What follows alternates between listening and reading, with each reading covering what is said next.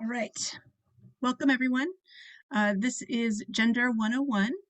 This event is co-sponsored by the San Ramon Valley Council of PTAs, the San Ramon Valley Unified School District, as well as PFLAG. My name is Krista Glazier. I use she, her pronouns. I serve as the Inclusion and Diversity Chair for the San Ramon Valley Council of PTAs. I would like to introduce a few people before we start. So first, I want to thank Rumi Varma. She is the Council of PTA's Vice President for Family Engagement. Thank you, Rumi, for all of your support. I'd also like to thank Heidi Ellicott-Pesic. She is the Council of PTA's Vice President for Communications, and she will also be helping us with all the tech elements today. So thank you so much, Heidi. Appreciate that. I'd also like to thank the district for co-sponsoring this event, and so I'd like to go ahead and ask Ashley Gutierrez from the district to say a few words. Thanks, Ashley. Good morning, everyone. My name is Ashley Gutierrez. I use she, her pronouns. It is my pleasure to be here this morning co-sponsoring this event. I look forward to the learning. Thank you so much for joining us. All right, thanks Ashley so much. So now I'd like to go over a couple of the tech elements for today. So as you probably have noticed, you are muted. We've also stopped cameras so that we can really focus on the presentation itself. I'd also like to note that we are recording this presentation, but the recording will only record our presenters who are spotlighted. That means you will not be recorded. For any tech issues, you can go to the chat button. Go ahead and send the message, if you can remember this, to Heidi Ellicott-Pesic. She will manage all the tech pieces. For any of the substantive questions related to the presenters, go ahead and send it to me. So that's Krista Glazier. I will go ahead and be doing my best to ask questions of our presenters. There will be certain stopping points during the presentation. There will also be some time after the presentation for me to ask those questions. I will do my best to ask them either during the presentation or at the end. Please also note, I'm not going to be giving out any names when asking your questions. It's really important for us to have this be a safe space for you to be able to ask the questions that you have. So now I'd like to go ahead and introduce our presenters. Lisa Levy is the president of the Danville and San Ramon Valley chapter of PFLAG, and Elisa Tinker is the San Ramon Valley Unified School District liaison for PFLAG. So I have had the pleasure of collaborating with both of these presenters. I can tell you they are both extremely dedicated to this work and to educating our community. I want to thank both of you for taking the time out to do this. And without further ado, I will pass it on to you. Thanks so much. Thanks, Krista. Go ahead and get this up. Yeah, go ahead. Thank you so much, everyone, for being here today. We also want to give a shout out to the San Ramon Valley Council of PTAs and the San Ramon Valley Unified School District for sponsoring this event with us today. And a special thank you to Krista Glazier, Ashley Gutierrez, and Heidi Ellicott-Pesic for putting it all together and making it happen. Lisa and I are both parents in the district. We both use the pronouns she, her, hers. And we both happen to have children who are non-binary, and you're going to be learning what that term means later in our presentation. Just for some history, PFLAG was started in 1972 by a mom who was at the Pride Parade in New York. She decided to participate in the parade, and other parents saw her supporting her son, and they came up to her after, and they decided they should put together a support group for parents of the LGBTQ community. Since then, it has grown nationwide, worldwide. Our Danville-San Ramon Valley chapter has been around for over 25 years. We have helped hundreds of families in our community. And we've primarily been a support group, but now Lisa and I are doing some outreach into the community to educate, and here we are. So why are we talking about gender? That was one of the early submitted questions. Why is it that gender seems more fluid now? Gender has always been more than the two binary concepts, male and female. Humans are way too complex to lump into two buckets, right? Many Indigenous people have a much more expansive understanding of gender, but Western society teaches us from the beginning that boys, clothes, activities, Even colors should just be for girls or just be for boys. And we're conditioned to try to fit into the binary. And many of us do naturally. But throughout history, there are people who don't fit into the binary. Because they're harassed and ridiculed, they often stay quiet. But over time, more brave people have come forward, expressed their feelings, and because of that, research has been able to be done, and our language has expanded to match and explain how people feel inside. Today, some famous people like to express themselves outwardly beyond the limits of their gender. And so for all of these reasons, our kids' generation is much more free to explore and express their gender identity. So we're going to go ahead and just do a really quick poll before we get started. And let me pull that up. So the first question we want to have you answer is, do you have someone in your family who is part of the LGBTQ plus community? Whoops. And if you can go ahead and click on your screens, yes or no, and we'll see how that goes. We're unsure. Got a few minutes. So it looks like 70% of us do, 8% are unsure. That's quite a lot. So we're going to go and ask the second question. And let me launch that. The second question is, do you know someone outside of your family who is part of the LGBTQ plus community? Wow, look at that. That's almost 95% yes, with only 1% no. So obviously, so many of us know someone who's in the LGBTQ plus community, which shows why this learning of all this information is so critical in order for us to better support our LGBTQ plus friends and family, students, and community members.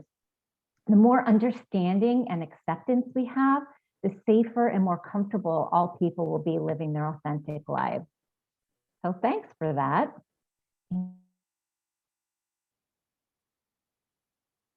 And let me go ahead.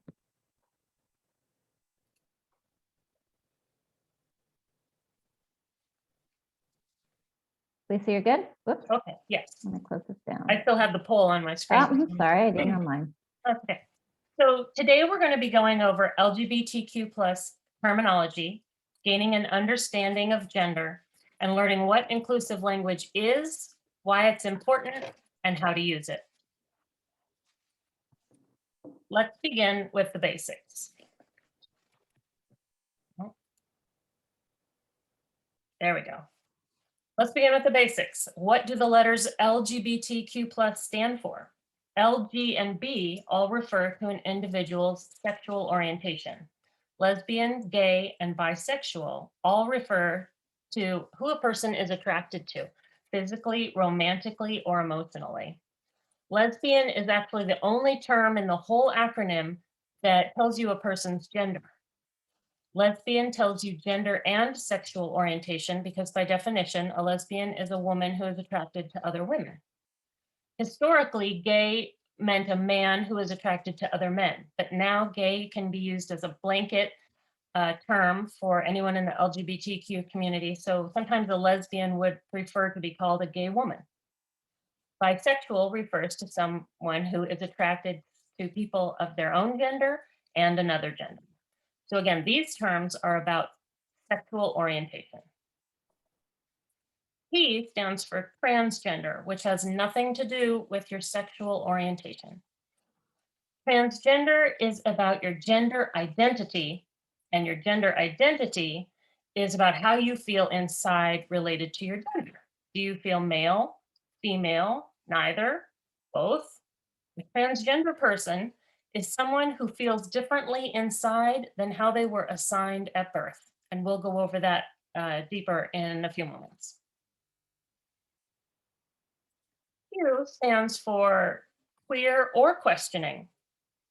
Queer is another umbrella term used by many in the LGBTQ community. It was once a slur, and it has now been reclaimed by the community. And for that reason, you should never call someone queer unless they tell you that that is the term that they use for themselves. Questioning is someone who is actively questioning their sexual orientation and/or their gender identity, meaning that they're not sure which label feels right yet.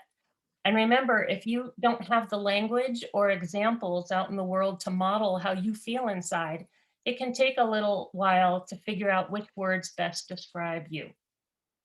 The plus at the end of LGBTQ plus implies that there are more letters in the acronym, right? But we don't want to write it all out. And sometimes instead of LGBTQ plus, you'll see LGBTQIA plus. The I stands for intersex, which is a general term used for a variety of conditions in a person who is born with reproductive and sexual anatomy that is some combination of male and or female. A stands for asexual. That is a person who is not sexually attracted to other people, but they could still be romantically attracted to other people. And a pansexual person is a person who is attracted to people of many or all genders. It's so important to remember that your sexual orientation and your gender identity are not the same thing. And it's easy to get them confused when this is new information for you. Your sexual orientation is who you're attracted to, and your gender identity is how you feel inside, if you feel male, female, neither, or both. And your gender identity may or may not match the sex that you were assigned at birth. Your sexual orientation does not imply anything about your gender identity either. And the reverse is true. Your gender identity does not imply anything about your sexual orientation. Let me give you some examples. If I tell you that I have a friend who is bisexual, you know nothing about their gender. They could be male, female, transgender, non-binary. And if I tell you that I have a transgender friend, you don't know anything about their sexual orientation. A transgender person could be gay, straight, bisexual, asexual, pansexual. The only exception, again, is the term lesbian, which implies both gender and sexuality. Oh, this is the genderbread person. I love this graphic. I saw it a few years ago, and it helped me start really wrapping my brain around these concepts because it's a lot to take in. So I'm excited to share this with you today. For the purposes of Gender 101, there are 4 facets that make up a person's that make up a person's identity. Gender identity is shown here with the brain because it's how we think about ourselves inside. And it's often shown with on a continuum to describe that people might feel male, female, or somewhere in between. And the in-between part of the continuum is considered gender non-conforming or gender queer, gender diverse. Some people might feel male and female at the same time.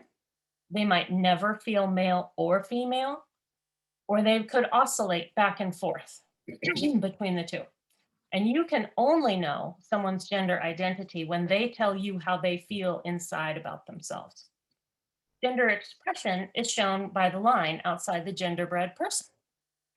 And it is how we choose to express ourselves outwardly with our hairstyle, makeup, clothing, mannerisms, and the name that we use. Here we think of people who conform to typical male and female outward appearances according to their culture on the ends of the continuum. And in the center is someone who mixes it up with both or chooses to look androgynous.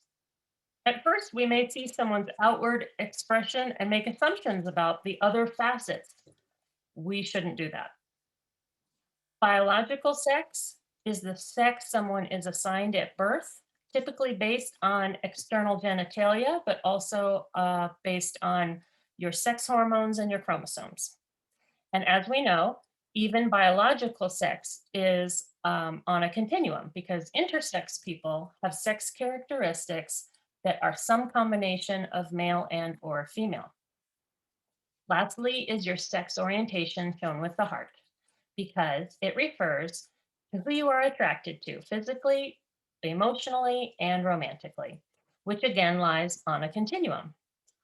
All four of these facets are independent of each other, and no facet implies anything about the other. You can be any combination of the four. Let's discuss the gender binary a little further. The gender binary says that gender is either or, male or female, opposite identities. While the gender binary is certainly well anchored within society, there's actually a long history of gender being viewed in a much, not being viewed in such a black and white manner. Many indigenous cultures, as I mentioned earlier, around the globe, hold a much more fluid, dynamic understanding of gender before they encountered Western theories. Even within Western cultures, the characteristics associated with one gender or another have changed stripes so many times through history that it's kind of surprising that we're so adamant and argue that heels and wigs and makeup and the color pink should be for women and girls. If you think back to French aristocrats, you see pictures of men who wore wigs and makeup and heels and lots of lace. Things that we think now as only outward appearances of women. So I have given you a lot of information. We're going to stop here and see if there are any questions, and then we'll turn it over to Lisa. Great.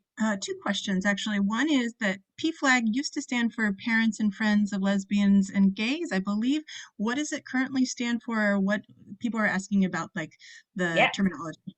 Okay, so that's true. It was originally Parents and Friends of the Lesbian and Gay Community. You know, I think back to the 70s and I knew what a lesbian and a gay and a bisexual person was, but I didn't hear anything about transgender or gender nonconforming. Those weren't, I mean, those words existed, but they weren't terms that were common. And so over time, we've come to realize that it's not just a support group for parents and friends, it should be for all allies. And it's not just for allies of lesbian and gay, but also bisexual, transsexual, queer, and it's just expanded. So we've kept the acronym PFLAG just because we're well known and we want to hang on to our history, but even we have evolved and changed with the times. Great. And then the second question was, how often can someone change how they feel within the continuum? And I think this actually ties into a question that we received through when we sent out the form. So if I may, I'll just combine those questions. That question was around if there's any fluidity with gender identity. Yeah. Sorry, go ahead, Lisa. Can we hold, I just want to put a pin in that because we are going to start talking about some of the different gender identities. And when we do, I think we'll get to answer that question. If not, if they want to go ahead and resubmit in the chat and kind of direct it in a different way. All right, go ahead and move on. So just as a reminder, if you have questions, send them to Krista. And if you have issues with technology, send them to Heidi. I am going to let you know I'm having a bit of an unstable connection, so bear with me. Let's look at some gender identity terms. So first is just a quick recap regarding the difference between sex and gender. So sex, remember, is a biological concept based on biological characteristics, such as differences in genitalia between male and female folks. And gender, on the other hand, primarily deals with personal, societal, and cultural perceptions of sexuality and gender identity. Sexuality and gender identity is a psychological piece of that. So a cisgender person is someone whose gender identity, their sense of who they are, is reflected by the brain in that genderbread person that we saw, matches with the gender that was assigned to that person at birth. So for example, I'm a cisgender woman. I was assigned female at birth due purely to the external characteristics I was born with. I have always identified myself as female and my body feels right for me. On the other hand, A transgender person's sense of self, their gender identity, differs from the gender that was assigned to them at birth. Again, based purely on the external sex characteristics, nothing to do with their psychology. And just as a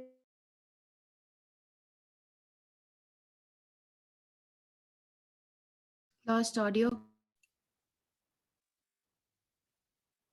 Okay. Can you guys hear Yeah, Lisa? I can hear you, Elisa. Thank you. Let me see where just as a cisgender person's identity is persistent, insistent, and consistent, the same is true of a transgender individual. It is so important to note that transgender is not a noun, but rather an adjective. Saying a transgender individual is correct, and saying transgendered is not. Should I share my screen? Oh, here we go. Okay. Transgender is a large umbrella term for many different identities. Let's look at some of those. So, okay, sorry about that, guys. oh, there you are. Yeah, I just, yeah, I'm back. we're good. Okay. I just finished reading. Thank you. Yeah.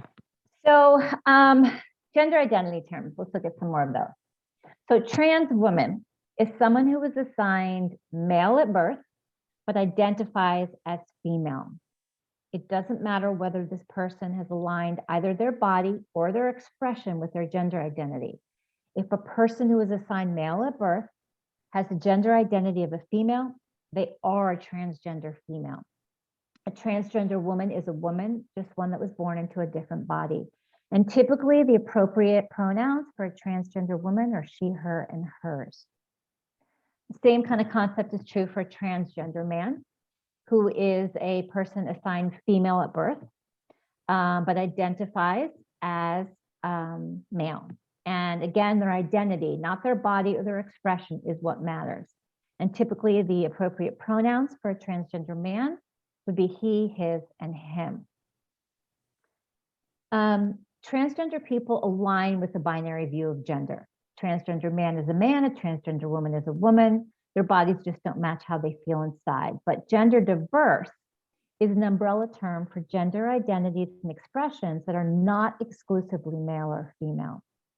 People who identify this way don't fit into this that strict view of gender as a binary. Common pronouns for gender diverse folks in the United States are they, them, theirs. And keep in mind, though, that there are other gender neutral pronouns that people use. We're just going to focus on these for today. So let's take a look at some of the more common identity terms used by people in the gender diverse population.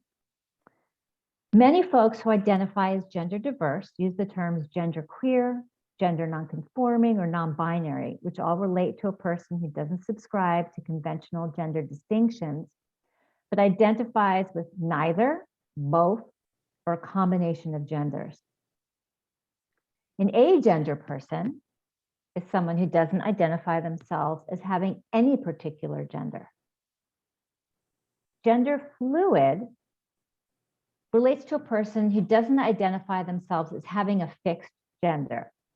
So I'm hoping this is part of answering part of that question. So they may feel sometimes a female and at times neither, or at times it's both. And the fluctuation can happen from minute to minute or longer. It's specific to that individual. Gender fluid doesn't mean that one's gender identity is not consistent. That's really important to understand. Like we said before, identities are consistent, persistent, and insistent, but rather their fluidity is the piece that is consistent. A person who is pangender may identify as all genders at the same time. So most gender nonconforming people feel at least some of the time as if their bodies don't match their identities.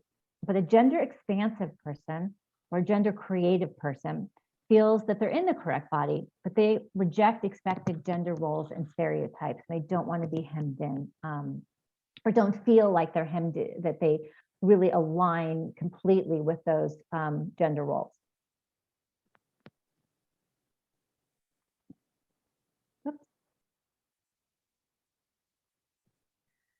When an individual feels like their gender is different from the biological sex that was assigned to them at birth, that they're in the wrong body, they may experience a strong, painful feeling that's called gender dysphoria. This feeling, which can be most severe during puberty, results in things like severe anxiety, depression, self-harm, suicidality, and even physical pain. Cisgender people, those of us whose gender identity matches the gender that we were assigned at birth, often have trouble empathizing with transgender people because we tend to think, wow, I could never imagine being, another gender. So take a moment just to think about how you would feel if all day, every day, people insisted that you were the other gender, despite you knowing fully that they were wrong.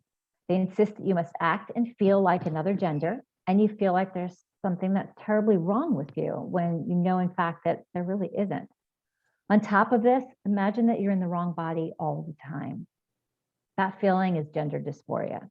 And that was explained to me by an individual who has gender dysphoria.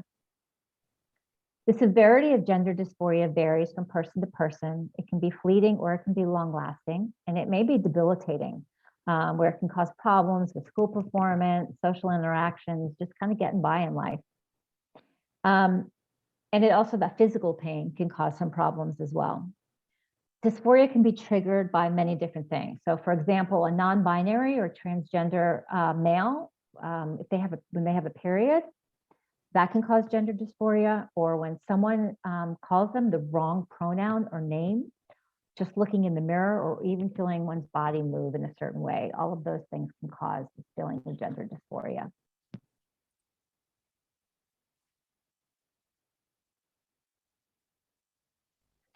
Or transitioning is the process of bringing your body into alignment with your gender identity, and it includes several different components.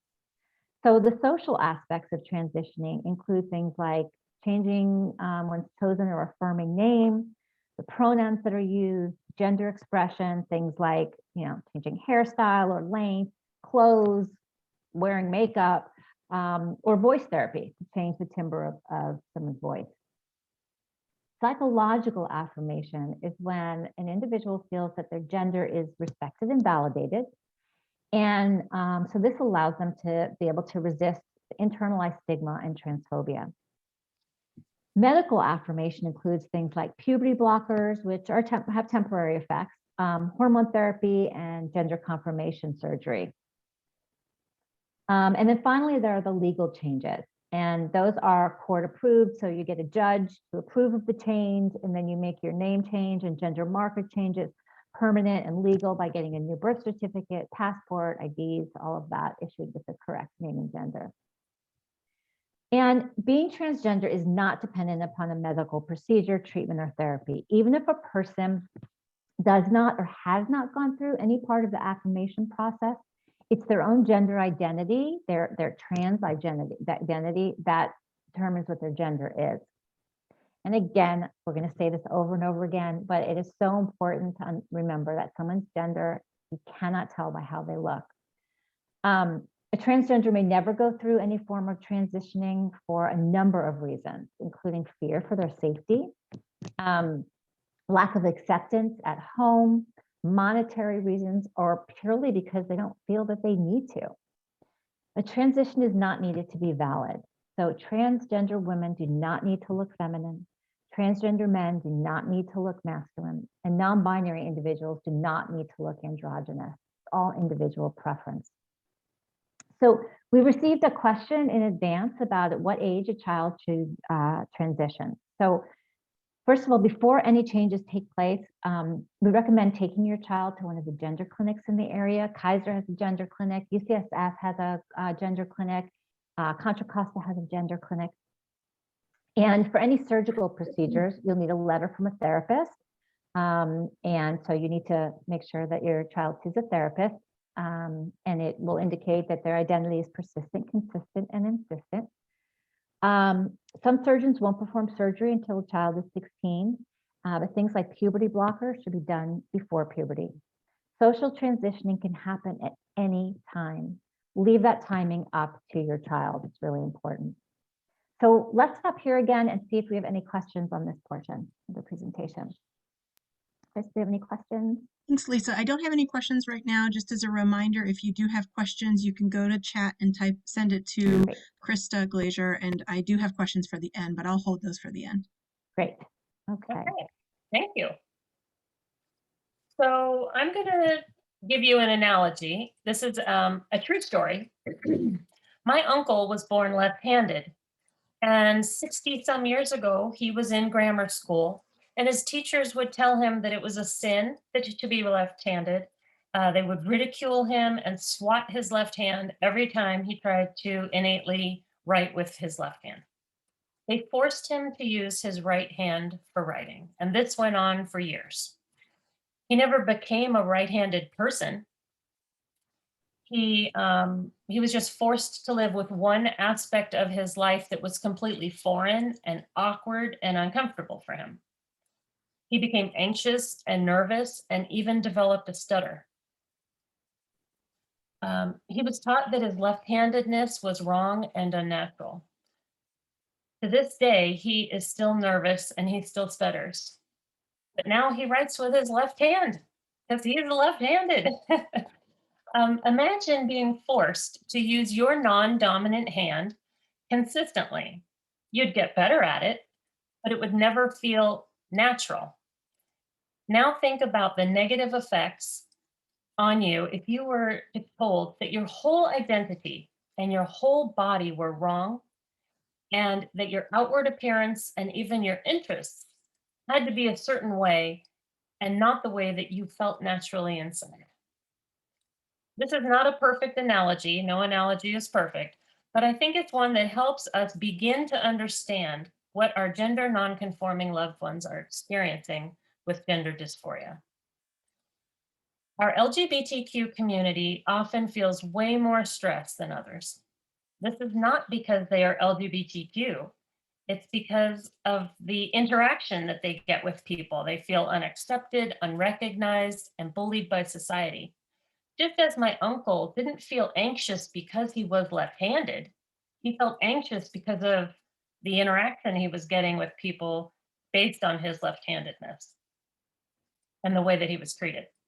Gender dysphoria and the emotional stress of feeling physically or emotionally unsafe or unwelcome at home, school, at houses of worship, and at work can lead to physical symptoms like headaches and stomach aches, depression, anxiety, self-harm, and attempted suicide. So we're going to take one last poll. Lisa, are you able to? I don't know how to do this with my screen up. Should I stop sharing, Heidi?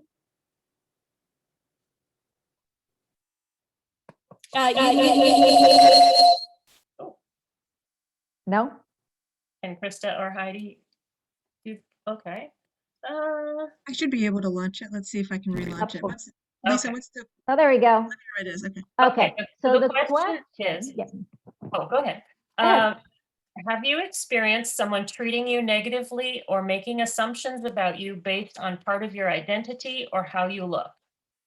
And this might be your ethnicity, gender, religion, body type, your accent, the name that you use, your education, or physical ability.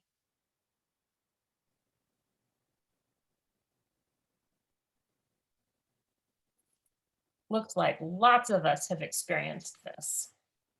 Okay. So we can use this experience to help us understand a small part of what our LGBTQ plus community experiences in almost every interaction. Think about the negative feelings that you experienced when these events happened. They may have made you feel depressed, unseen, unvalidated, or anxious. But these negative feelings were not a result of your identity, because when you're with yourself, you're fine, right? But it's rather the negative interactions that you're having with other people that give you these feelings. The same is true for the individuals who are LGBTQ+. As we know, most marginalized populations experience some bias. In the case of transgender and gender nonconforming individuals, that bias is called transphobia. This can take the form of bullying, discrimination at work, school, with law enforcement, housing, healthcare, and even at home. When these negative feelings are internalized, they can result in a decreased sense of self-worth, self-medication and substance abuse, feelings of shame, risk-taking behavior, and suicidality. Again, being LGBTQ is not the issue. Being LGBTQ is not an illness. These negative feelings come from not seeing themselves represented in their education or community, comes from the transphobia that they experience and a lack of understanding that their development is totally normal. Studies have found that 50% of transgender adolescents are diagnosed with depression, which is more than double the rate of their non-transgender peers. 26% suffer anxiety, which again is more than double the rate of their non-transgender peers. And 16% have engaged in self-harm activities, things like cutting, which is 4 times the rate of their non-transgender peers. Even more disturbing is that 40% of transgender adolescents have attempted suicide, which is nearly 9 times the rate of the US population as a whole. And additionally, almost all of these attempts happened prior to the age of 25. Seeing these negative effects and understanding the negative outcomes can be scary. Remember that it is caused by a lack of education that their development is normal, negative stereotypes, harassment, dysphoria, and internalized transphobia. It's understandable why parents might be frightened when their kids come out to them. The good news is that even with the unique challenges faced by the transgender community, the majority grow up to lead happy, healthy, and productive lives. Ongoing research shows that we can significantly decrease these negative outcomes through family support, school support, and community connectedness. That is why your support and acceptance is so vital and why it is so fantastic that you're here today. Let's stop for a moment to see if we have any other questions, and then we'll sit back over to Lisa. Thank you. I did receive one question in the chat during that segment. At what age does a child usually become aware of their gender identity? Well, it's different for everybody. You know, my child started expressing it as soon as they could make any choices on their own. In preschool, they started choosing friends of the opposite sex than I was expecting. They wanted clothes and toys that I wasn't expecting them to want. For other kids, it just happens later because they don't have the words. They don't know that there's other options out there or other words to describe how they're feeling. Lisa, did you want to add? Well, my child was later. My child said that they always knew that something was wrong, but there was no indication at all outwardly. And it wasn't until puberty when they started to experience depression and things like that. And it was actually when they finally were able to understand who they were. They met actually their first transgender individual when they were in 6th grade. It was another child in school. And they went, oh my God, okay, I think that might be me. And then it was over the next few years that was actually research. They did research and were trying to understand. They finally were able to understand, okay, I'm non-binary. That makes sense to me. That's what feels right. And when they were able to do that and come into themselves, the change in their, psychology was significant for the positive. Great, thank you. There was one other question that did just come in. As society has become more and more accepting, what statistical impact has this had on the suicide rates that you just discussed? I don't have the answer to that. We'll have to look that up and get that to you. Yeah, that's a great question. Really good question. But I'm going to just put myself out there and say that if society is more accepting, the rates are going to come down, but I don't have the actual numbers yet. Right. And the other question is, has society become more accepting? Thank you. I think that's all the questions for now. Okay. Great. So as Elisa stated, support and connection are huge protective factors for LGBTQ plus youth. So let's look at how we as a community can show the support and increase that community connectedness. So one seemingly small but significant way is by using non-gendered or inclusive language. And we'll focus on this piece a little more in depth in just a moment. Another way is by using appropriate terminology and so as not to offend. And you learned some of these terms today, but realize that more terms exist than what we shared with you. And also terminology changes over time. So keeping up to date on these is really important. And then the other piece about terminology to understand is that we don't want to impose our own understanding of these terms on somebody else. It's always important for that person to define which term feels right for them. And these terms, so someone who's non-binary, that might mean something for one person, but it can mean something else for somebody else. So it really just is what kind of feels right for that individual. Another way to show support is by educating yourself, what you're doing today. So that's absolutely fantastic. It's really important not to rely on the transgender or gender nonconforming individual to educate you, even if it's your own child. It's really not appropriate or healthy to put that burden on that person. So another thing is asking for a person's pronoun and their correct or affirming name. We'll talk more about pronouns also in just a minute. As far as names, it's really important to be mindful of using dead names.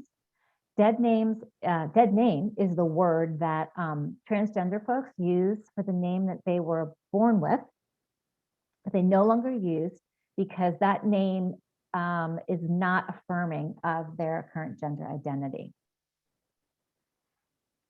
And remember, we talked about before that using the wrong pronoun and also the wrong name can cause gender dysphoria. So this is really an important one as well.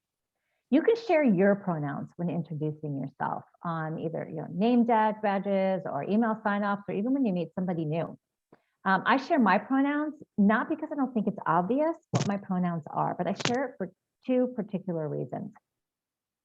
First, it shows people in the LGBTQ plus community that I'm an ally, and that's important. They need to know where their safe spaces are. And second, it really helps to normalize this conversation around pronouns, and it helps to normalize the importance of knowing who they are just by looking at them. So follow the individual's lead. What pronouns are they using? What name are they using? And use that. And also be mindful, again, of making assumptions. Don't make those assumptions based on who they are, again, based on what their name is or what they look like. It's okay to make mistakes. You're going to make mistakes. Elisa and I make mistakes, and we do this work. So just keep trying. That's really important. And when you do make a mistake, just apologize, correct, and move on. Don't make a big deal over it. Make your home an affirming space. To make your home an affirming space, you can talk openly about your love and support for your child. You can talk about LGBTQ plus issues. Give them the space to be their authentic selves.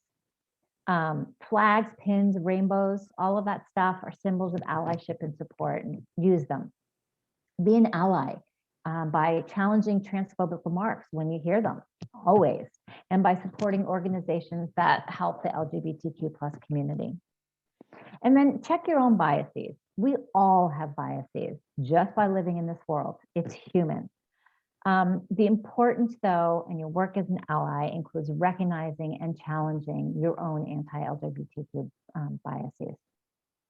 All of these items not only show support for trans and gender nonconforming folks, but they also normalize the idea that gender is not binary, that gender aren't these two particular boxes that you have to fit in. It's really healthy for even cisgender individuals. And it also really normalizes that gender identity is not based solely on, that it is based solely on a person's psychology and not on their sex organs, the length of their hair, clothes they wear, their voice, all of those things. So let's talk about inclusive language, affirming or inclusive language. These small changes in your language help to make an inclusive space for all people and for all family structures. So the items on the left are examples of gendered language, whereas the right are some examples of what to use instead that's more affirming or inclusive.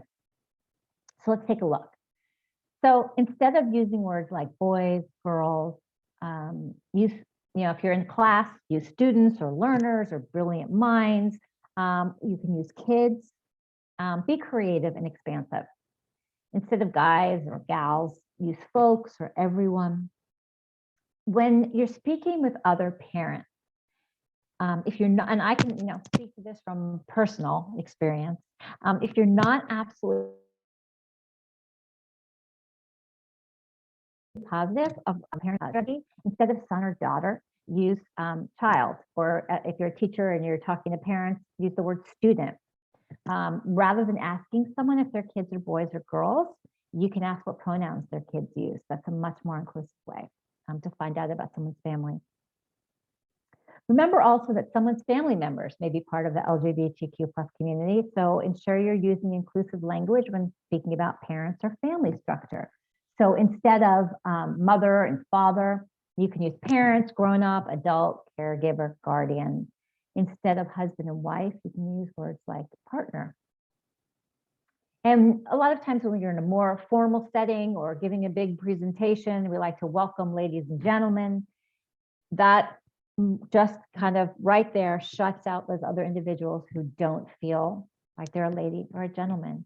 You can say something like esteemed guest. And as always, unless you know someone's pronouns because they've told you, instead of he or she, use they. As we keep stating, you can never know someone's gender identity without them telling you. So it's important that you always use inclusive language, regardless of who you're talking to. So try to make these words part of your everyday experience.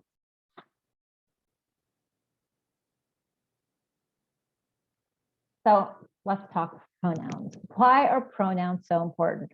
As we mentioned previously, using the wrong pronoun can cause gender dysphoria. Belittling someone's pronouns can also cause gender dysphoria.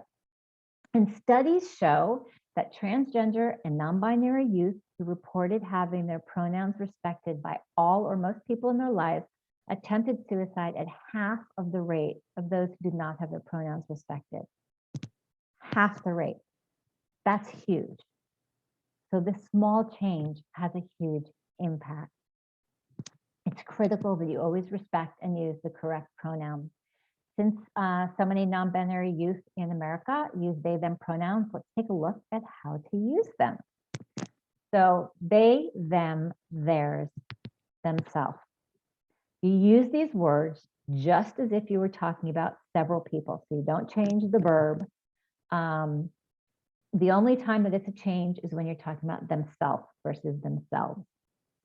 So let's meet Jesse and see how we use those words. So meet Jesse. They're a doctor. Not they is a doctor, they are a doctor. Being a doctor is important to them. Pediatrics is a specialty of theirs. They don't diagnose themselves. That's how you would use they, them pronouns. The singular they has been used for a very long time, and actually use them quite often in your own life without realizing it. So for example, if your kid, a child comes and tells you about a friend that got a new car, and you don't know this friend, you might respond like, really? That's something we naturally use in our daily lives. So if they, them pronouns are a new concept for you, please practice. And if you make a mistake, like we said, apologize, correct, and move on. An important note when asking about someone's pronoun is don't say preferred pronouns. They just are pronouns. So like for me, a cisgender woman, my pronouns are she, her, hers. They're not my preferred ones. They're not the ones that I chose. Those are the ones that actually are right for my gender identity. Same is true for someone who's gender nonconforming. Whatever pronouns they use are the appropriate pronouns for their gender identity. They're not preferred. They just are the correct ones. When you don't know for sure what someone's pronoun is and you can't ask, use they, them, theirs, or you can just use their name. So, don't make assumptions about your kids' friends. If someone comes and tells you, my friend Sue is doing blah, blah, blah, don't assume that Sue identifies as a girl. Ask. That will, if your child is someone who might want to come out to you, that also will show that you have an inclusive, accepting home. One last point about using they, them, that both Elisa and I have experienced and actually, might have slipped up ourselves when we were first learning about this. Don't call someone a they. So you can call them, a person, a child, an adult, a human, a kid, or, another defining noun.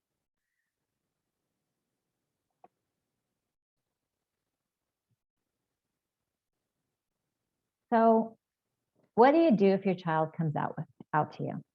Let's start with the don'ts. Don't ignore it.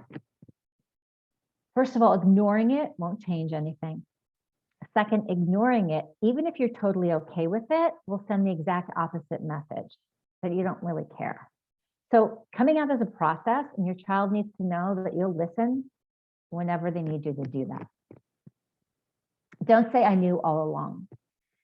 So, our society has crafted these powerful stereotypes around what a transgender person looks like, or seems like, or talks like, or interested in. Same is true for, lesbian, gay, bisexual people.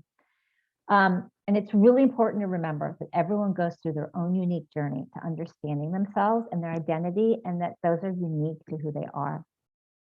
Saying that you knew since they could walk diminishes that journey. Instead, you can respectfully ask them about this journey and learn a little something new about your child in the process. Don't say things like, this is just a phase. This is really a very common feeling. We just had a call from actually a friend's family the other day calling us who said their child thinks that they might be gender fluid, and the parents are this. So we know this is common, for parents who are having a hard time or don't want to accept what their child is telling them or just don't understand. But telling your child that they're going through a phase invalidates their feelings and shuts down the potential for any further conversation. Understanding ourselves is a journey that for some people takes a long time. And like Elisa talked about before, without having that language, it can take a long time to figure out who you are if you don't fit into the binary. And so they may fluctuate too. Maybe today I think that I'm non-binary, and then I might think that I'm transgender. But the piece that's fixed here is that they know that they don't fit into the binary. So what's important is to accept your child for where they are on their own gender identity journey at that time. And if it mutates over time, that doesn't diminish or negate how they identified previously or how they identify now. Instead, be proud that you have an introspective and inquisitive child who's capable of opening themselves up to new truths about themselves, and that they can share those truths with you. Don't use religion to shame. If your family is religious, chances are your child is already carrying some shame and conflict between their identity and their religious upbringing. You can show them the beautiful intersection that can exist between religion and being LGBTQ. And there are so many LGBTQ people who are religious. The two don't have to be separate.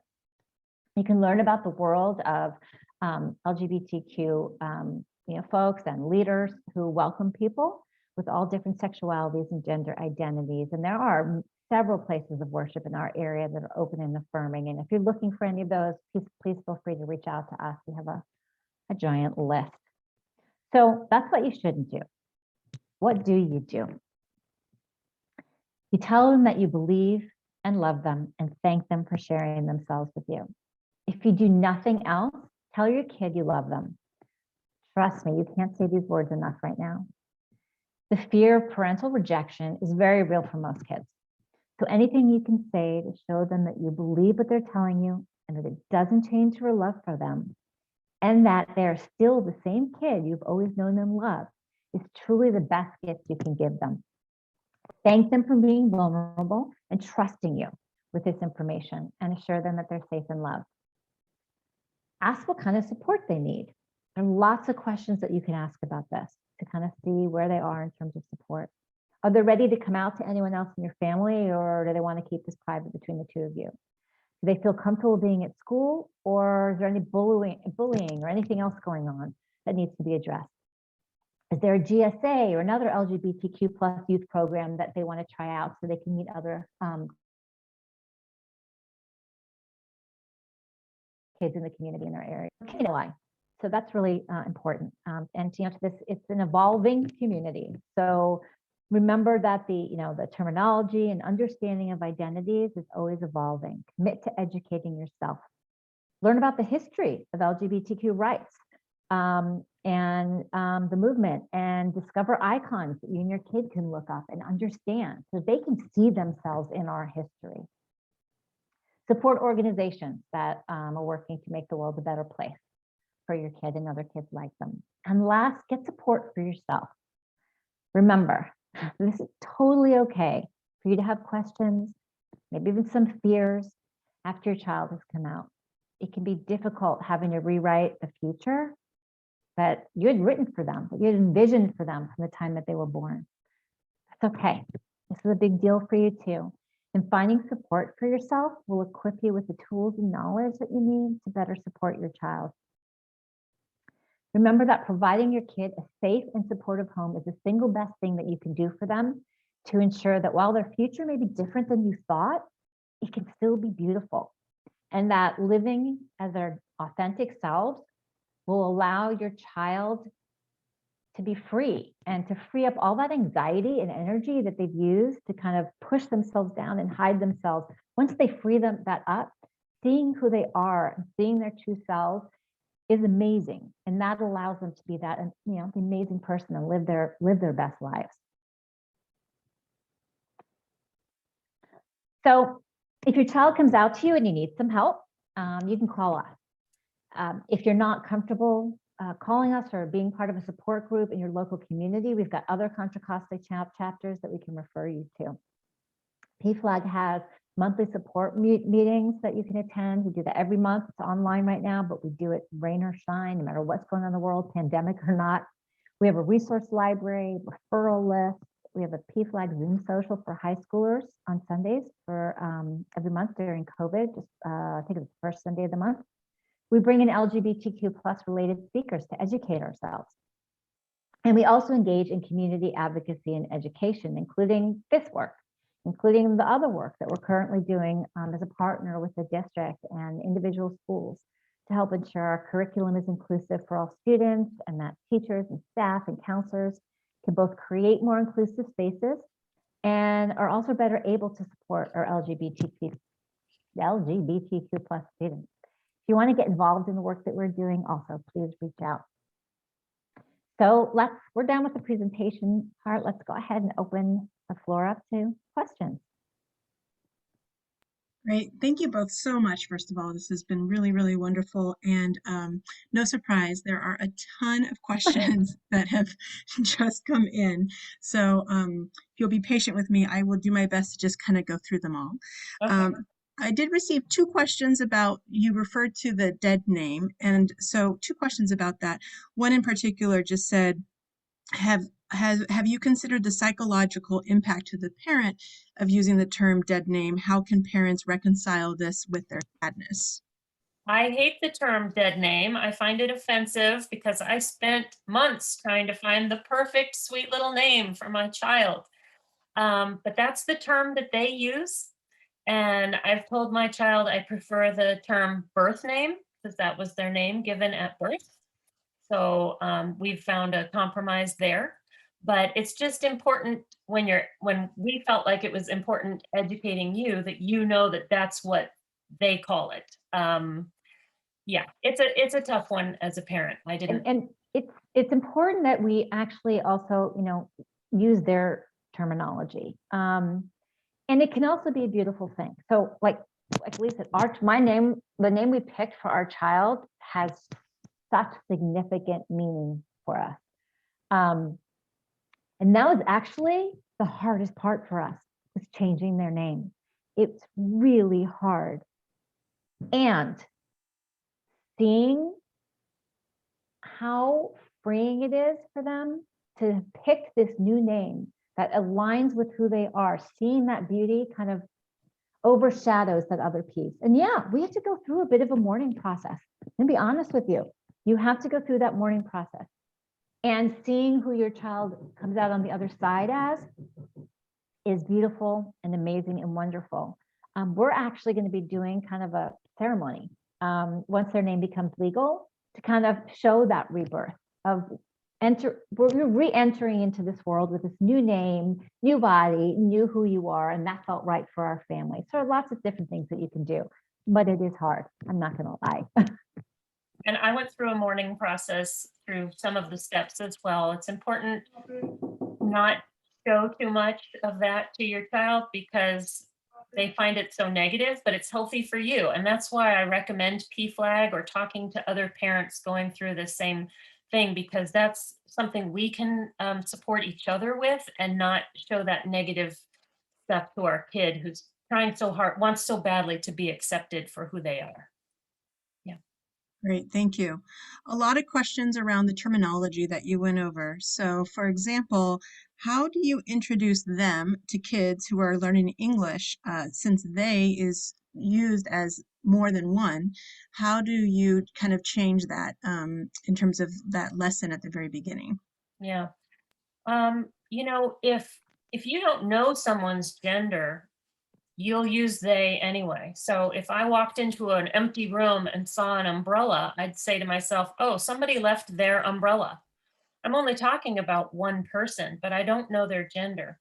And I kind of relate that the same with this. My child is non-binary. And that means something different to each non-binary person. And so I don't really know their gender. You know, they kind of don't feel male or female. Do they feel both? You know, I don't know their gender. I use they, them. So that's how I would explain it. But it's confusing. I'm not gonna lie. It's hard to wrap your brain around. Now I've been doing it for so long, I'm very comfortable with it now. Great, thank you. So, specific question around like, what is the best thing I can say? Can I say, what pronouns do you use? What pronouns do you go by? And at what age, this is coming from a teacher, but I think it's applicable to everyone. At what age can I start asking that question of either the students in my class or of my child's friends? You know, I would actually say, I mean, I think it's just to say, what are your pronouns? Not even what pronouns do you use, right? Just what are your pronouns? I am of the belief that it is really important for us to start these conversations young. And, you know, a kid may look at you funny, but, you know, you just say, you know, hi, I'm Miss So-and-so, like beginning of school. I'm Miss So-and-so, my pronouns are she, her. The kids will then, you know, feel comfortable with that. And there will be kids who are young who might say, I don't know what my pronouns are.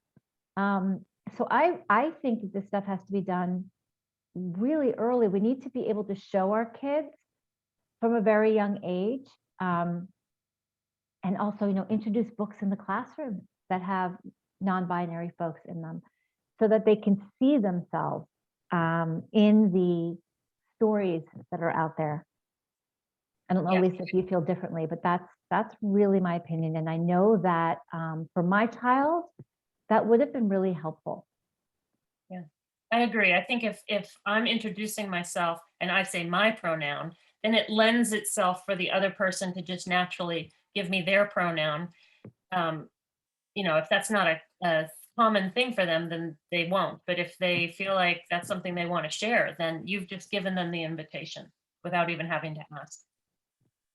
And you can even say, I mean, you know, we're going to introduce ourselves. And if you'd like, you can share your pronouns, right? Just to kind of put that out there. Yeah, we did get a lot of questions around that topic, both, at the kindergarten level, could you talk about language and how language can be inclusive? But I think just a general question that's been asked is around how schools can educate their community in understanding all of this. But then also, I think the second part of this is this going to be taught in schools? What are the kids learning? When are they learning it? So if you could elaborate on kind of those two pieces, that would be really helpful. I would actually defer on some of that to Ashley. That said, I can say that we are working closely with the district to talk to them about these things. We are meeting with every single principal of every school to talk about these things and discuss the importance of inclusive language, the importance of not separating kids in the classroom by boys, girls, the importance of stocking their libraries. So we're starting to have these conversations. We're also having conversations with the district around health curriculum and ensuring that not only is it the law, but it's also really critically important. But if Ashley's still on the call, if Ashley has any more information on that, that would be great. Yeah, and while Ashley's unmuting herself, it is the law. I think that just as you would want your kindergarten class to see books about people of different ethnicities and different physical abilities, of different religions, you want to incorporate genders as well. And the younger we teach them, the better off we'll be. But that inclusive language is probably the best way for schools to incorporate. Hi, Ashley. Hi, everyone. Yes, all of those things. So one of the beautiful things about PFLAG is their willingness to partner with us and share resources with us. So I know that both Lisa and Elisa have been out speaking with principals and identifying areas where they could offer professional learning to all of the staff on that campus. So it is something that we're really focused on. We're also focused on looking at the text offerings that we have from K to 12 to just make sure that there's representation in our text and that students can see themselves represented. And as Lisa just mentioned, it is actually the law.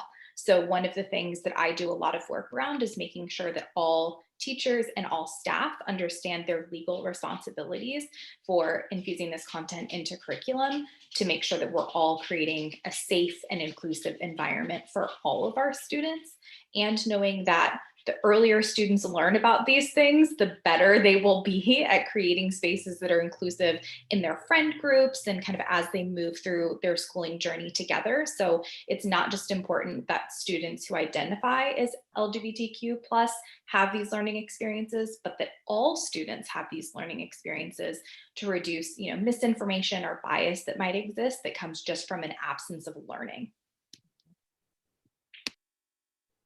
I would even say, this is also really important because it allows even cisgender kids to not feel stifled by what we say are traditional gender roles.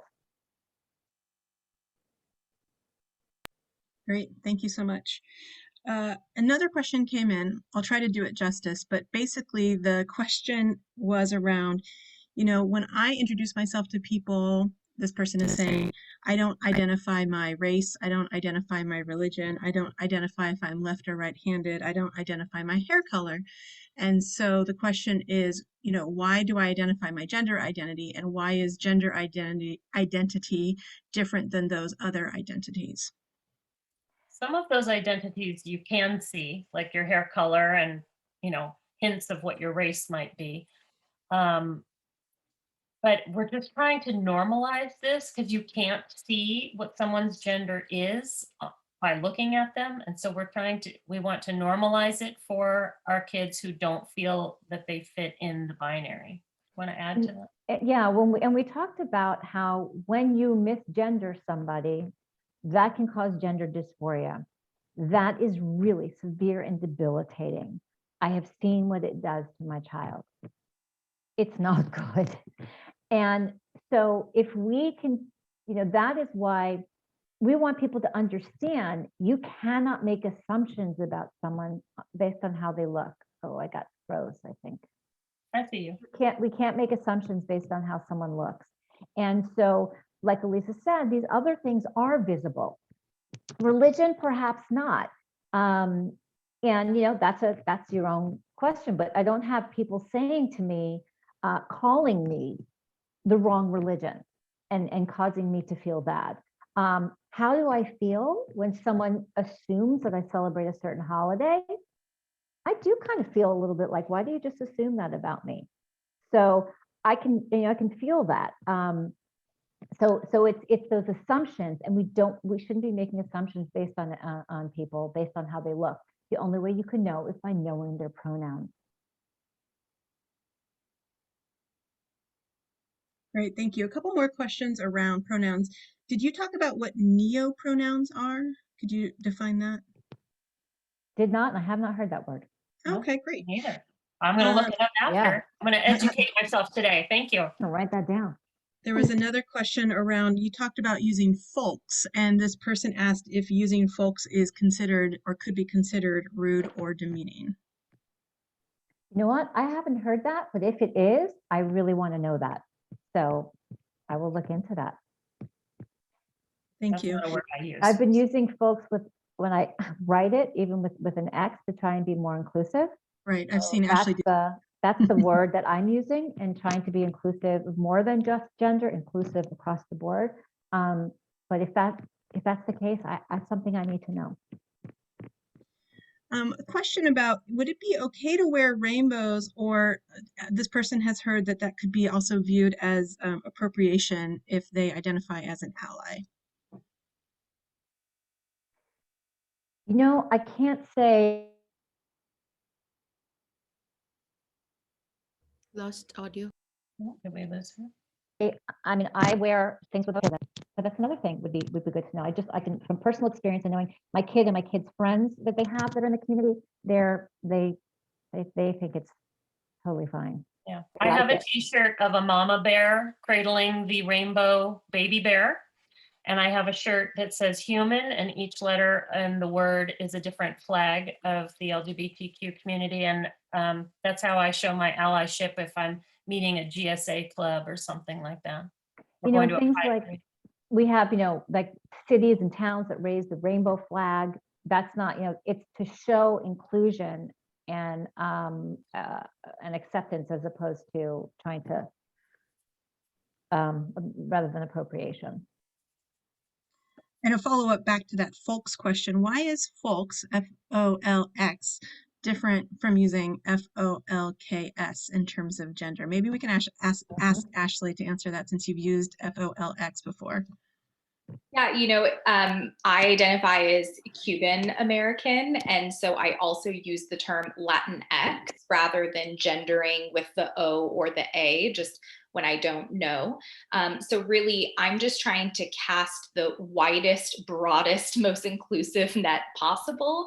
And sort of, as Lisa has mentioned, that I want folks to know that I am an ally, and that I am trying to just open my arms wide to all folks who want to join in this space. And I find, especially with correspondence like email, especially when there's many, many folks on an email, that is just the most open way that I can show up in that space to make sure that everyone is honored. Great.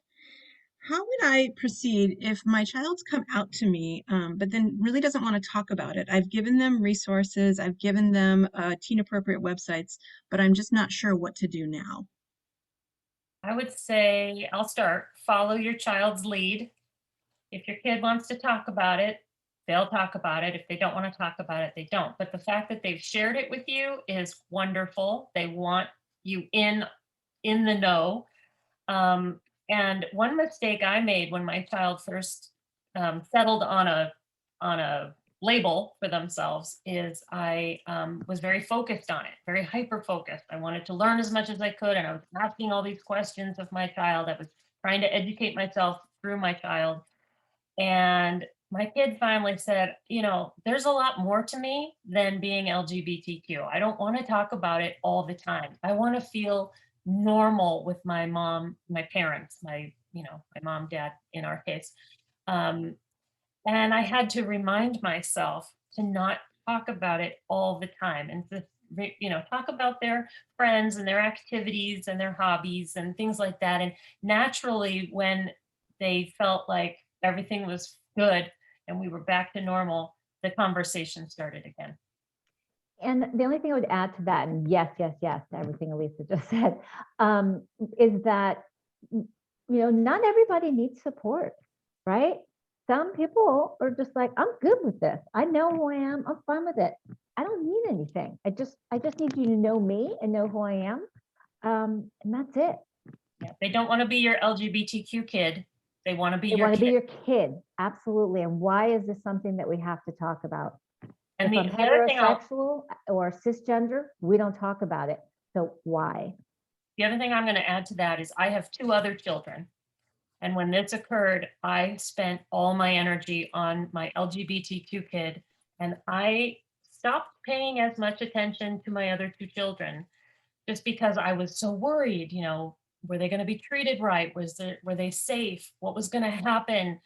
And I figured the other 2 were on autopilot. They're good, and I wish looking back that I had just spread my love as a parent does amongst all the children equally. And again, just treated everyone normal. That's a perfect segue, actually, because the next question was, do you have a suggestion on how to then manage the sibling? So a sibling who could be potentially angry or frustrated with their siblings' change, how would you manage that?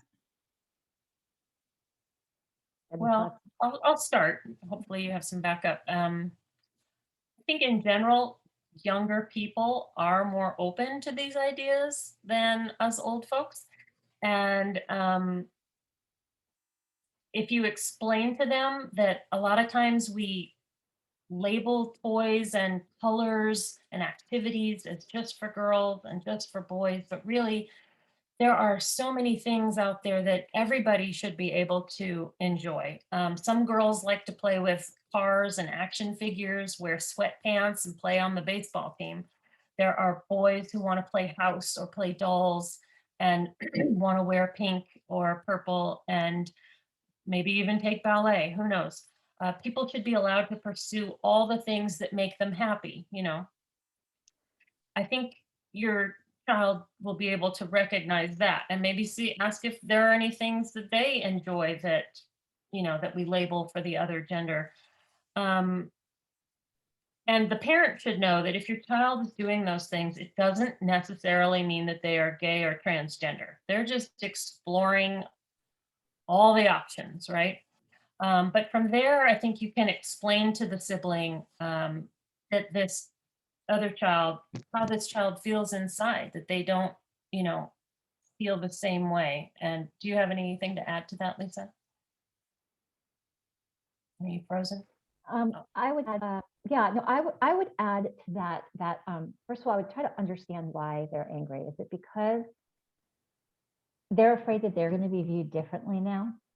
Right? Because that could very well be a fear. But family counseling, I would highly recommend that because this is a family, it can, or counseling for that particular individual. Because there are times when in the families that, certain people are fine with it and others aren't. And actually talking to a therapist is very helpful, particularly a therapist who is well versed in this. And there's something that's called Mind the Gap. Mind the Gap is a group of therapists who have really gotten extra training in the area of both sexuality and gender, and they can better help to work with individuals as well as families. So I'd recommend that. Great, thank you. You spoke a little bit previously about the mourning process, and someone asked if you could just go into a little bit more detail around how to handle when your child does come out to you and some of the loss that you might be feeling. I hate to say PFLAG, but it's really important to surround yourself by other parents who have been there, done that, gone through it, and have gotten to the other side. Seeing that other side where you can see, we've got parents in our group whose kids are 40, 50 years old. And came to PFLAG when they were much younger and came out, and seeing that understanding of my kid can have a happy, really good life. Parents who were not accepting at first, who now their kids married and are like, I wouldn't even pick another person for my, my gay child. This is the best partner for them. I think that talking with other parents who have gone through this is really helpful. Parents who can say to you, your pain is real, and provide a place where you can feel that pain. You don't want to deal with that pain in front of your child at home. You shouldn't be doing that in front of them. Find it in another place. And if PFLAG is not the place for you, Gender Spectrum, I think, has some parent groups, or even see a therapist, a mind the gap therapist, because you need to go through the process, just as you have to go through the process of mourning if someone, actually physically dies. You have to go through the steps of grief with that. Yeah, and I will say that when my child first found a label for themselves, I felt like I was mourning the gendered child that I had before and was now learning to love this new person. I have come to realize my child was always non-binary. I just didn't know it. I have always loved the same person all along. I just didn't know everything about them. And there was some guilt that I felt also, aside from the mourning. I felt guilt that as a mother, I didn't know everything about my child. But how can we, right? My child didn't even know everything about themselves yet. So there are so many feelings that can come up. They're all perfectly healthy and normal, and it's the healthiest to get with us other parents and share those feelings or talk to a therapist, as Lisa said. And so probably as soon as the child does come out to you, you would want to start using the child's new gender name. Is that correct? Yes. Yes. If they pick that, for me, my child did pick a new name. It took a little bit of time, and they actually first started sharing their name at school before they decided at home to change their name. And I think part of that was because they knew, we've always talked about the importance of what their name had meant. Yes, follow on all of this. Follow your child's lead. When your child says to you, I want you to call me this way, that's what you do. I'm going to tell you that the switch to the they them pronoun and the switch to the name it's difficult. And I explain it to people, I say, you have to change the way you use those words when you think about it, not just when you speak about it. But it's really creating like new pathways in your brain, right? Like you've always said, whatever it is, he, she, whatever, with her old name, you got to create those new pathways. And you have to, like, I'll catch myself thinking, oh, I got to go take they, right, in my head. You have to do it even when you're thinking, not just speaking out loud, for it to become really kind of second nature. And the name change can be a process. When my child started looking more androgynous, and people would assume that they were male, when we would say their name, people would hear a feminine name and see a masculine person, and they would assume that they had heard the name wrong, and they would say another name that sounded like the name we had said, but was a masculine name. So we would say Kaylin, and they would say, oh, Caleb. So my child used Caleb for a little while just to try it out, but that didn't fit, and they eventually found the name that was right for them. So that can change over time as well. While we're talking about name changes, I would just love to make sure that everyone here is informed that we actually have a process in the district to ensure that our records demonstrate your student's affirming name and pronouns. So in the event that your student actually needs to change the documentation that we have on file about their name and pronouns, there is a representative at every school, K through 12, who has been trained on how to complete the paperwork. It's a very simple process.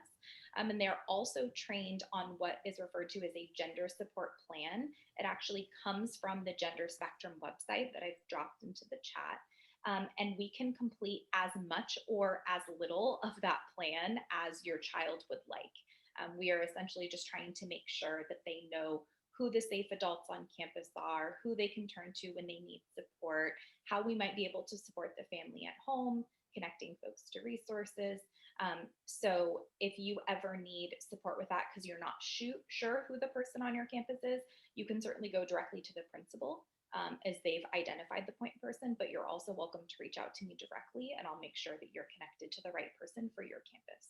And Ashley, when someone has filled out the gender support plan, does that mean that when they start the next year of school on that form that the teacher receives, it will show their affirming name and pronoun? That's So correct. they won't get misnamed and mispronounced from the beginning. Yeah.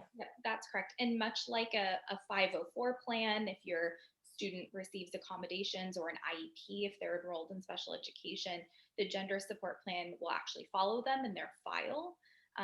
And that is a process that we actually talk to the student about. You know, in some cases, they want to be the one to share with their grade level teachers. And in other cases, they want somebody else to kind of hold the burden of.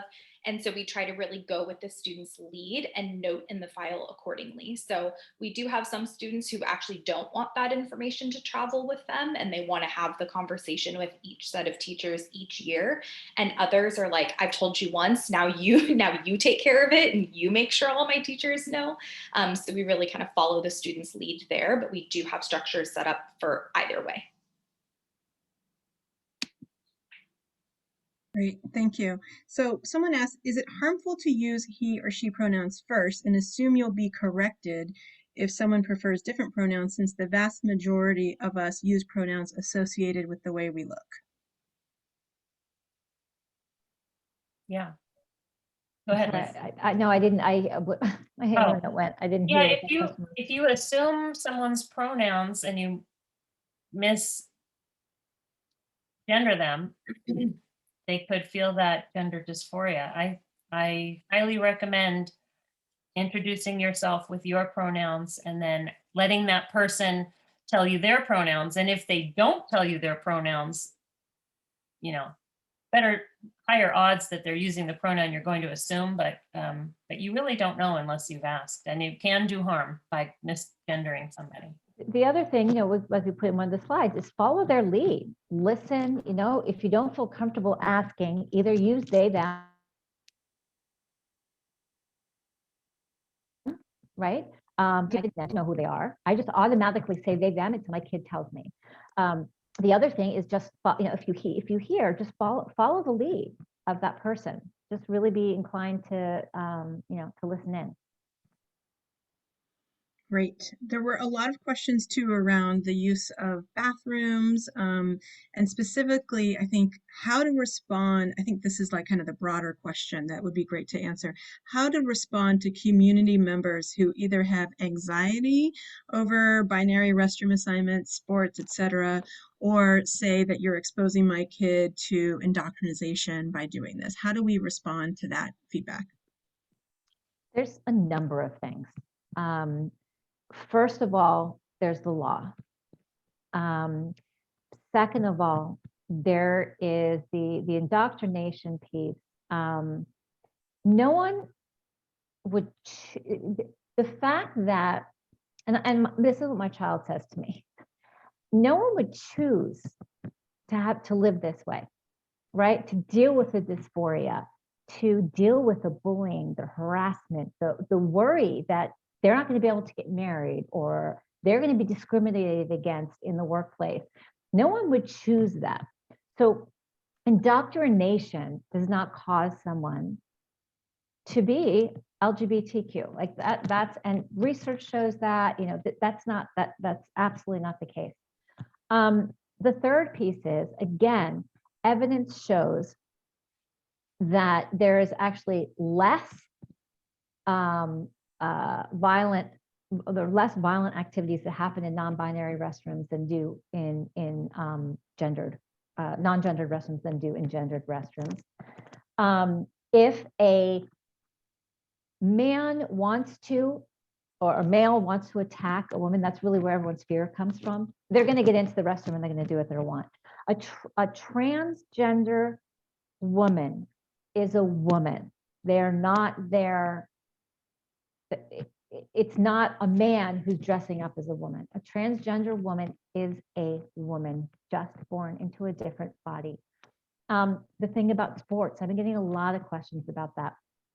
And they're showing that if you look at Olympians, people who are, really good at their sports, how many transgender athletes do we see there? The preponderance of them, they're not outnumbering, right? There's maybe a few, but there is no proof that goes to show that a transgender woman is outperforming women in athletics.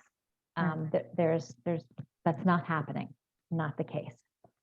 I know that on our school campuses that have gender-free bathrooms, they also have bathrooms just for boys and just for girls. So if your child is more comfortable there, right, actually they can go there.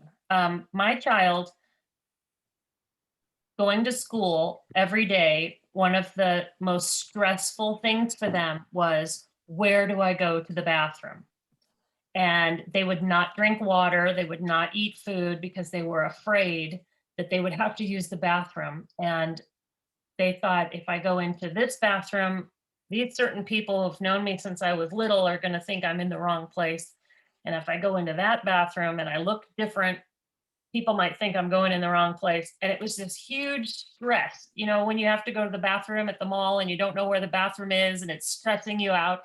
My kid was feeling that every day at school. They had nowhere to go. And, we need to have compassion and know that if your kid doesn't want to go in the gender-free bathroom, they don't have to. There's a bathroom for everybody. And I just think, Absolutely. did you want to talk about bathrooms on campus? Yes, I would love to. We, the GSA advisors, some of whom are on this call, so shout out to those folks, they put together a phenomenal event every year called the GSA Summit, where we can actually hear directly from students about their needs on campuses. And one of the things that has come up with a lot of regularity is this issue of access to not only bathrooms, but also changing rooms.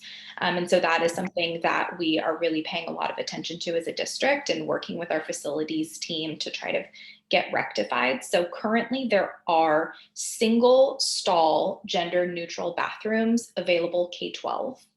There are gender neutral multi-stall bathrooms that are available at all of the high schools. And then Cal High is currently in the process of piloting a gender neutral changing room, because we know definitely for PE, this is also an area where we do not have the facilities set up to be accommodating for all students. So But they will still have a changing room for boys and a changing room for girls, if that's what they would prefer. Yeah. And there will be bathrooms gendered for boys and gendered for girls and gender neutral. So all three options always available. And Ashley, actually, another question about school, if you don't mind. If my child wants to change their name, later wants to change it again, does the school support this? And how does this interact with when a parent can legally change their child's name?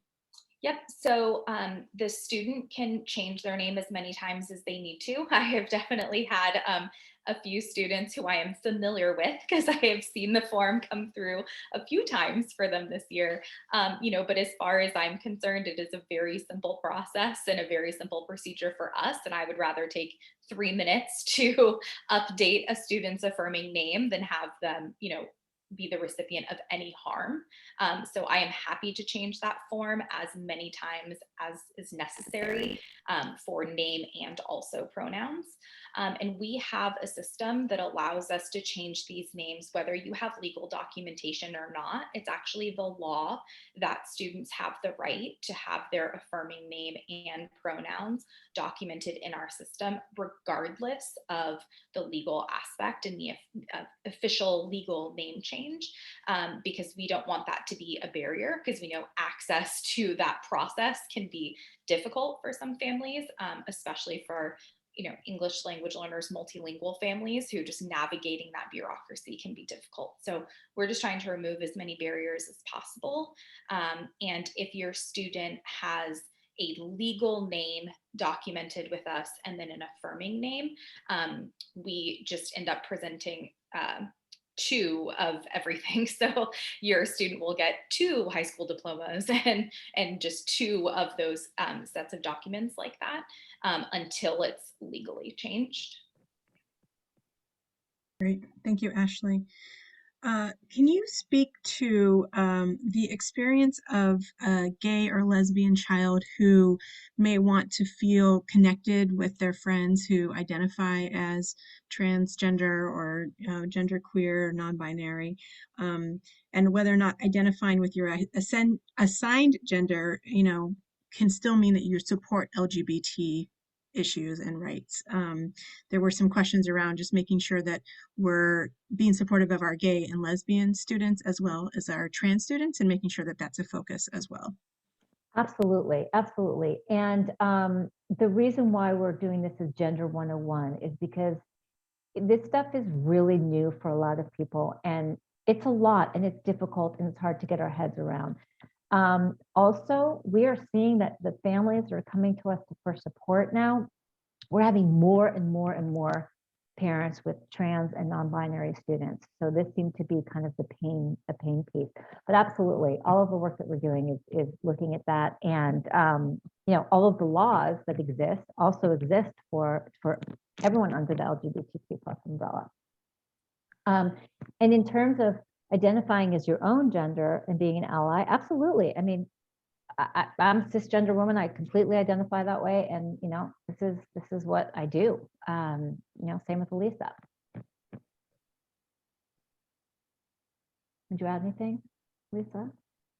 Yeah, I think you got it.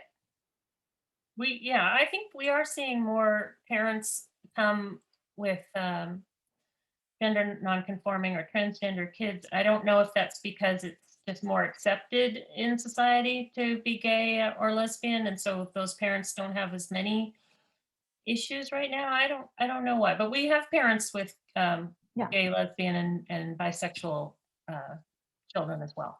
Absolutely.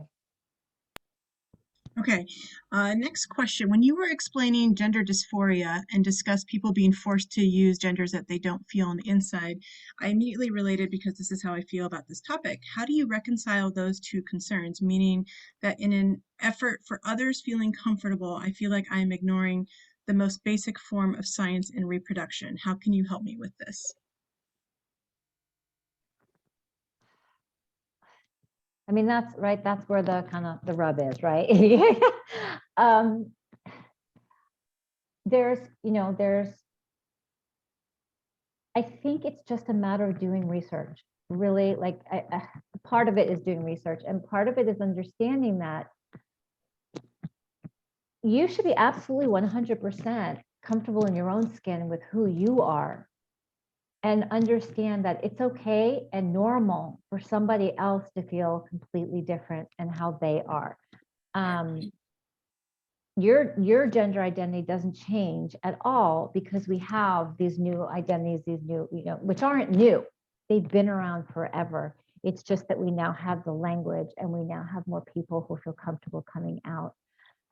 But when you talk about science, I would encourage you to look at the science on this, because yes, while we're still learning about it, there definitely is science about this. And seeing the real pain, the real pain that this causes people for being forced to, by whatever reason, to live in a way that's unauthentic for them. That's, I think that's really where, if you can understand that there's pain there, and by allowing somebody to be authentic removes that pain, that perhaps that can help move you through. You may not ever understand, and it may not ever feel comfortable for you, and that's okay. You just have to accept it and understand that this is how other people have to live for them to feel like they're not in pain anymore. The suicide, the suicidality, the attempted suicide rates, the depression, the anxiety, we know that that's true for these kids. And we know it's because of the external pressure, to the teasing, the bullying, the lack of rights, and the pressure to have to live in a way that's not normal and natural for them. your cisgender identity is normal and natural for you, and you absolutely have to live that and be proud of that. And they have to live theirs and be proud of theirs. I'll say the same thing, but word it just a little differently. Because of the work that Lisa and I do, we talk to transgender and gender nonconforming people, adults and kids, all the time. And even with all of the education that I have and all the learning I continue to do, I can't understand what it feels like, but I see it. I see the pain that they go through. I see the struggles that they have, and that resonates with me. And so I just want to advocate for them and help them and educate myself as best I can. And I want them to be as comfortable and happy in their own lives and in their own bodies as I get to be. I get, it's a privilege I get to, and they don't necessarily. That's great. Thank you so much. A few logistical things that people were asking. One is the PFLAG High School Social that was listed. How would I be able to sign up for my child to attend that? You can send an email to srvpflag@gmail.com, and we will send you a link to that. And we actually have one coming up tomorrow night. Yeah, that's what they were asking, is if Yep, it's tomorrow. It's tomorrow night. It's on the first Sunday of every month. So if you send an email there, we will make sure that you get a link to that. And there are rules, and that have to be followed as well. So just to make sure that you read through that. Great. And also wanted to confirm, a couple people were asking if whether or not we could see the slides afterwards, and if they can share the recording with some people that they feel like would really benefit from this. So I know that the recording will eventually be put on YouTube, and so we can share that out. Would you feel comfortable sharing the slides as well? Absolutely. Sure. Absolutely. Great. Well, there were more questions, but I also want to be respectful of everyone's time on their now Saturday afternoon. So let me just say thank you so much, Elisa and Lisa. Thank you so much for being here. I really appreciate the information that you were both able to share. Some really great questions from the community. Obviously, a really important topic. People are welcome to stay on afterwards, but for now, we're going to go ahead and stop the recording. We're going to end here. And again, just say thank you to the two of you for everything. Thank you to Ashley as well for being here representing the district and answering all of those questions. I really appreciate it. Thank you so much.